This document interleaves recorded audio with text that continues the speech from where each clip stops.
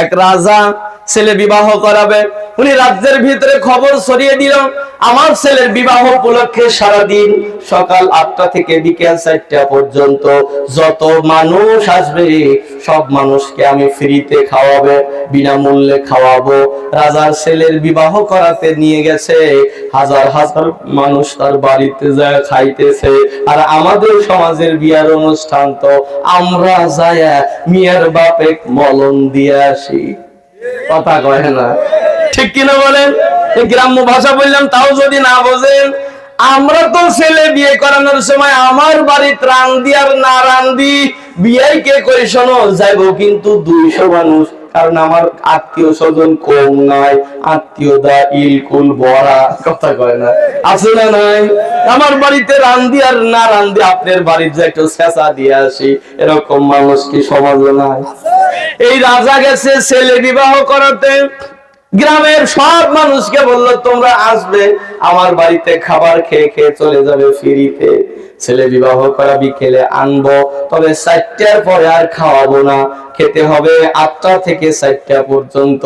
সমানে সারাদিন খাওয়া শুরু হয়ে গেছে, মানুষেরা খাচ্ছে আর যাচ্ছে, খাচ্ছে আর যাচ্ছে, এরকম করে দিন যখন চলে যাচ্ছে, বিকেল যখন হয়ে গেছে, পাশের এলাকাতে একটা ভিক্ষুক ভিক্ষা করতে এসেছে। লোকজন বলল ফকির বেচারা আজকে ভিক্ষা করে লাভ কি, রাজার বাড়িতে খেতে দিতেছে, যাও রাজার বাড়িতে যা অন্তত পেট ভরে একটু খেয়ে এসো। ভিক্ষুক বেচারা ওই এলাকা থেকে দৌড়ায় আসতেছে, কারণ বিকেল হলে আর খেতে দিবে না। দৌড়ায় দৌড়ায় এসে একেবারে যখন ওই রাজার ওই প্যান্ডেলের কাছে লোকজনের ওখানে যখন হাজির হয়ে গেছে, তখন 4টা বেজে গেছে।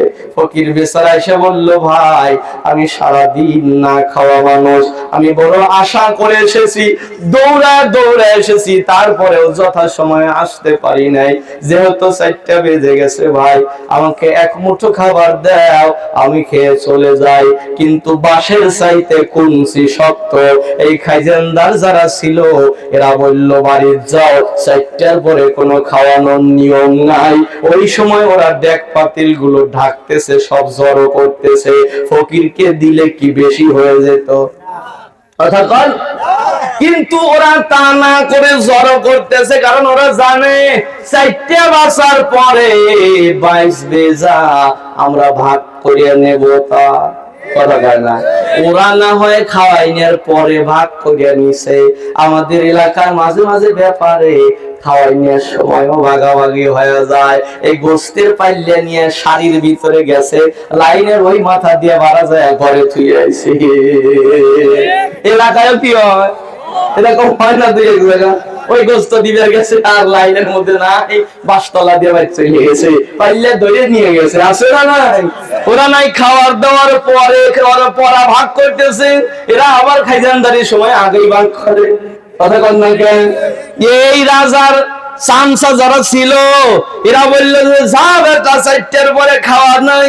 ফকির বেচারা বললো ভাই আমি দৌড়ে আসছি, গরিব মানুষ, আমি গোস্ত দিয়ে ভাত খাই না, কতদিন হলো, একটা বার খেতে দাও।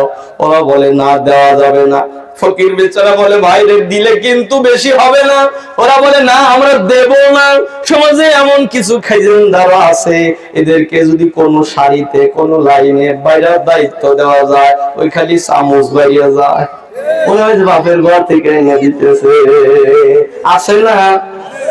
আমার বন্ধুরা ফকির বেচারা দীর্ঘ সময় দাঁড়িয়ে রইলেন, ওদের মন নরম হলো না। লম্বা সময় ফকির বেচারা দাঁড়িয়ে থাকার পরে ওরা যখন ডেক পাতিল গুলো ঢেকে দিল, ফকির বেচারা সামনের দিকে যায়, বারবার পিছনের দিকে ঘুরে তাকায়, বারবার তাকায় আর বলে ভাই রে একটা বার কি দিলে বেশি হতো, আমাকে দিল তো ফুরাইয়া যেত না। ওরা বলে যা 4টার পরে দেওয়া যাবে না। ফকির বেচারা সামনের দিকে যায়, পিছনের দিকে তাকায়। রাসূল বলেছেন খাবারের সময় যদি কোনো মানুষ আসে অবশ্যই তাকে খেতে বলবা। এই নিয়মটা আগের মুরব্বিদের ছিল। আগের মুরব্বিদের বাড়ির উপর দিয়ে নাকি লোকজন যাওয়ার সময়ও বলতো যায় কে গেদা দাঁড়াও এক মুঠ ভাত খায়া যাও। গেদা বলতো কাকা কেবল খায়া আসছি, কয় তাহলে দুধ দিয়ে খায়া যাও, কারণ দুধ দিয়ে খাতি তো পেট লাগে না। কথা কন। কিন্তু সমাজ এখন মডার্ন হয়ে গেছে, এখন সমাজ উন্নত হয়ে গেছে, আর আমরা করি কি? যদি বাড়িতে কেউ ডাকতে আসে, আমরা যদি খেতে বসি, আমরা ছেলে মেয়েদেরকে বলি তোর কাকা ওই ঘরে বসতে দে, কথা কর না কে, ওই ঘরে বসতে দে, আর বল যে আব্বা ব্যস্ত আছে, আসতেছে। ভুল বললেন? আমার বন্ধুরা, রাসূল বলেছেন খাবারের সময় যদি কেউ আসে তাকে না খায় যেতে দিও না, বলো এক মুঠো হলেও খেয়ে যাও। কিন্তু ফকির বেচারা যখন না খেয়ে যাচ্ছে, বারবার পিছনের দিকে ঘুরে তাকাইতেছে। কিছু পথ যাওয়ার পরে উপরের দিকে হাত তুলে বলে, আল্লাহ আর কতকাল তুমি আমাকে মানুষের কাছে হাত পাতাইবে? ও আল্লাহ, আমার তো শরীর আছে কিন্তু অসুস্থ, কাম করতে পারি না। যদি আমাকে কাম করার শক্তি দিতে, আমি মানুষের কাছে ভিক্ষা করে খাইতাম না। আল্লাহ আমাকে সুস্থ করে দাও, আমি যেন মানুষের কাছে আর কোনোদিন হাত না পাতি। মালিক, ফকির বানায় কেন বাড়ি বাড়ি ঘুরাও আর মানুষের কথা শোনাও? আল্লাহ রে, আমাকে তুমি সুস্থ করে দাও, আমি যেন কাজ করে খেতে পারি, আর যেন ভিক্ষা করে খাওয়া না লাগে। কেউ যদি আল্লাহকে ডাকার মতো ডাকে, আল্লাহ তার ডাকে সাড়া দেয়, কারণ তার নাম হলো সমাজ। মক্কাতে একটা লোক ভিক্ষা করত, অন্ধ মানুষ। অন্ধরা তো সাধারণত লাঠির সাহায্যে হাঁটে, লাঠি দিয়ে গুতা দিয়ে দিয়ে রাস্তা অনুমান করে হাঁটে। এই অন্ধ বাড়ি বাড়ি যায়, লাঠি ভর দিয়ে দিয়ে ঘরের দরজায় যায় যায় লাঠি দিয়ে টোকায় আর বলে, ঘরে কে আছো? আমাকে খাবার দাও, কয়েকটা টাকা দাও, আমি অন্ধ মানুষ, আমি ফকির, আমি ভিক্ষা চাই। এই ভিক্ষুকটা ভিক্ষা চায়, ভিক্ষা করে খায়। একদিন ভুল করে কাবা শরীফের এরিয়া ঢুকে গেছে। কাবার এরিয়াতে তার বাড়ি নাই, অনেকখানি ফাঁকা জায়গা। আপনারা যারা দেখেছেন, অনেক ফাঁকা জায়গার ভিতরে কাবা শরীফটা আছে। এই ফাঁকা জায়গার মধ্যে অন্ধ লোকটা লাঠি ভর দিয়ে দিয়ে হাঁটে, কোনো ঘর খুঁজে পায় না। দীর্ঘ সময় হাঁটতে হাঁটতে একটা ঘর পেয়েছে, সেটা হলো কাবা ঘর। অন্ধ তো জানে না, আর লাঠির সাথে যখন ঘর বেজেছে, অন্ধ মানুষটা লাঠি দিয়ে দিয়ে ঘরে টোকায় আর বলে, ও ঘরের মালিক, আমাকে খাবার দাও, আমি না খেয়ে আসি। ঘরের মালিক রে, আমাকে কয়েকটা টাকা দাও, আমি অভাবে আছি। দীর্ঘ সময় ফকির বেচারা লাঠি দিয়ে দিয়ে ঘরে টোকায়, কিন্তু কোনো জবাব আসে না। দূর থেকে একজন ডেকে বলে, অন্ধরে, কার বাড়িতে যাওয়া লাগবে আর কার ঘরে যাওয়া লাগবে না তা কি তুমি জানো না? অন্ধ বলে, কেন, এটা কার ঘর? ওই লোকটা ডেকে বলে, অন্ধ রে, তুমি যে ঘরওয়ালাকে ডাকতেছো, ও ঘরওয়ালা তো বাড়িতে নাই, ও ঘরে তো ঘরওয়ালা থাকে না। অন্ধ লোকটা ডেকে বলে, তাহলে এটা কার ঘর? লোকটা হাসে আর বলে, ফকির রে, ওটা হলো কাবা ঘর, ওটা হলো আল্লাহর ঘর। অন্ধ লোকটা শোনার সাথে সাথে হাতের লাঠিটা পিছনের দিকে ফেলে দিয়েছে। সারাদিন যা কামাই করেছিল সব পিছনে ফেলে দিয়েছে, যত ভিক্ষা পেয়েছিল সব পিছনের দিকে ছুঁড়ে মেরে অন্ধ লোকটা হাতা কুতা করে কাবা শরীফের ঘরের দরজার চৌকাঠ ধরে বলে, মালিক রে, কতদিন হলো খুঁজি, আমি তোর ঘরের দিশা পাই না। বলে, আজকে তোর ঘরে এসেছি, আমি আর জীবনে ভিক্ষা করে খাবো না। আল্লাহ রে, মানুষের ঘরে গেলে মানুষ তো অল্প করে দেয়, যেটা দিয়ে জীবন চলে না। কিন্তু তুমি যদি দাও, বেশি দিলে আমার আর লাগবে না। ও মালিক, আজকে তোমার ঘরের হাতটা তোমার ঘরের চৌকাঠ ধরেছে, আমি লাঠি ফেলে দিয়েছি আর আমি ভিক্ষা করবো না। আমি ঝোলনা পিছনে ফেলে দিয়েছি আর আমি ভিক্ষা করব না। মালিক রে, তোমার কাছে ভিক্ষা চাই। আল্লাহ, তুমি আমাকে এত দেওয়া দিবে যেন আর কোনোদিন আমার ভিক্ষা করে না খাওয়া লাগে। আল্লাহ তাকে এত দেওয়া দিয়েছিল, সে আর কোনোদিন ভিক্ষা করে খায় নাই, নিজেই ভিক্ষা দিয়ে খেয়েছে।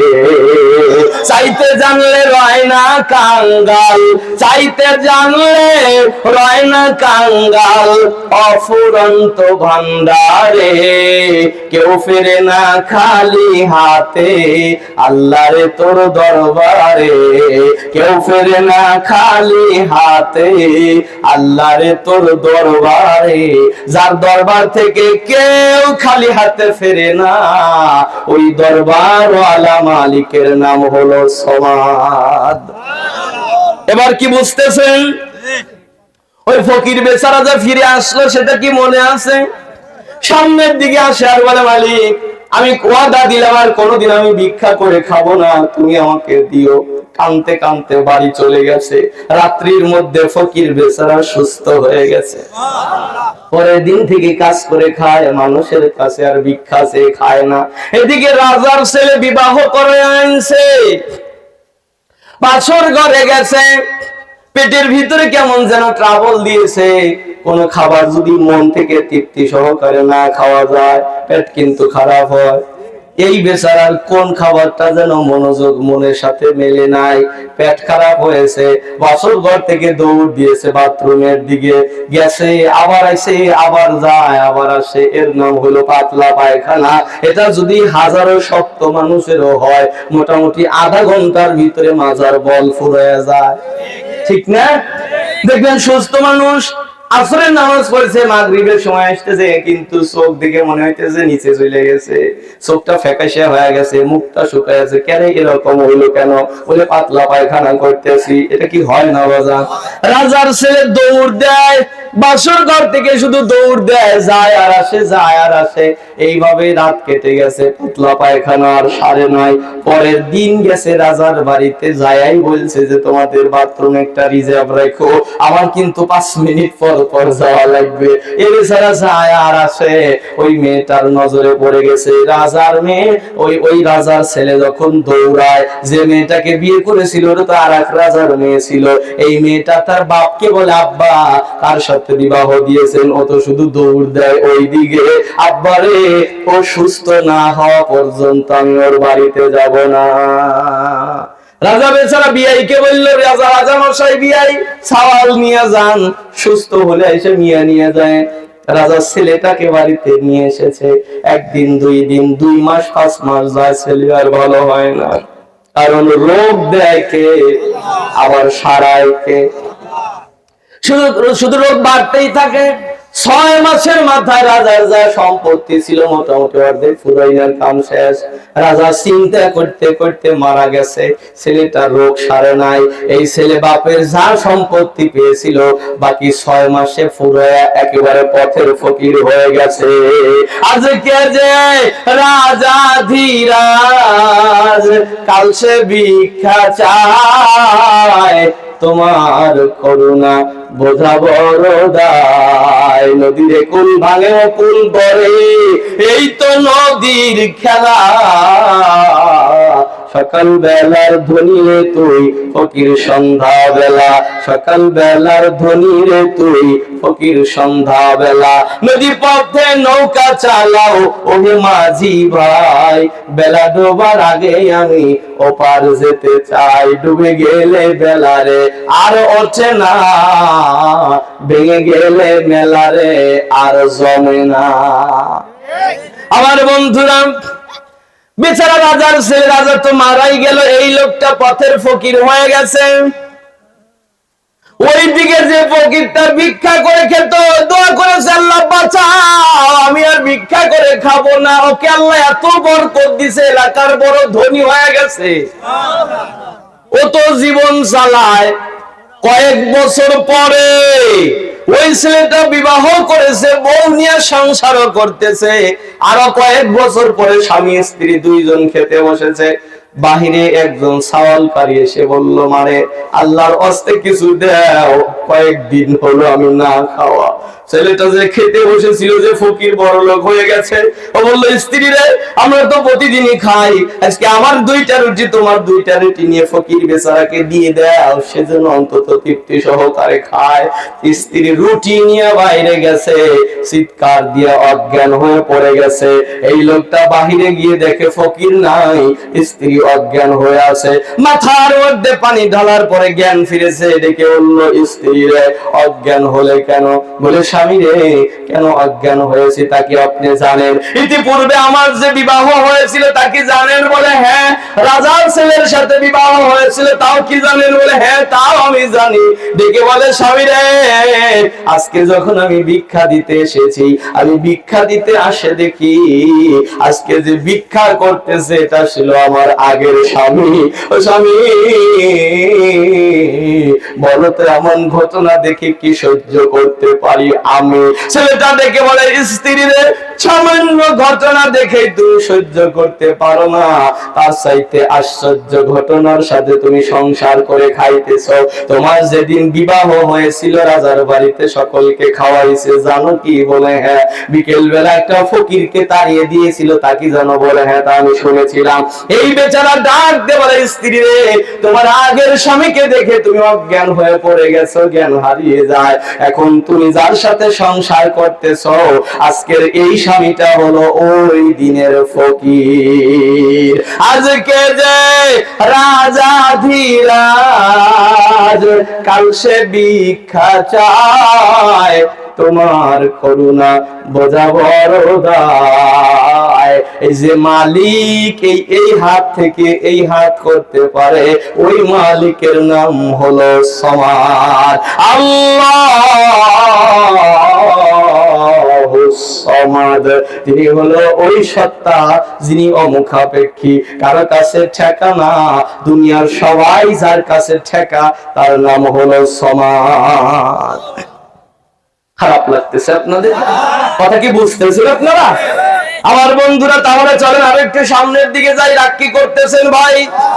রাগ যদি না করে থাকেন তাহলে আরো কিছু কথা বলতেছি, কিন্তু বলবো কি, যেহেতু প্রতিদিন এখানে আসা হয় না, সুযোগ আর রোজার আগে হবে না, যেহেতু মাহফিলটা আপনাদের সাথে শেষ দেখাও হয়ে যেতে পারে, কথাগুলো একটু দিল দিয়া বোঝেন।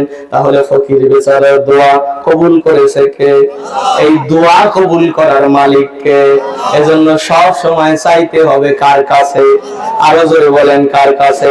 যার কাছে সবাই চায়, তার নাম হলো সমাদ। ওই সমাদের সাথে আমাদের ভালো সম্পর্ক গড়ার দরকার আছে না নাই?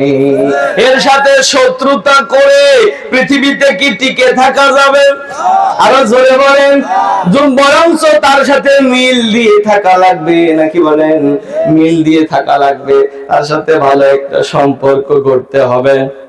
ওই আল্লাহর সাথে, ওই সমাদের সাথে যদি কারো সম্পর্ক হয়ে যায়, কেউ যদি রাজাধিরাজ আল্লাহকে ভালোবেসে কাছে পেয়ে যায়, আর কি আর দুনিয়াতে অন্য কোনো কিছুর আশা আছে ভাই?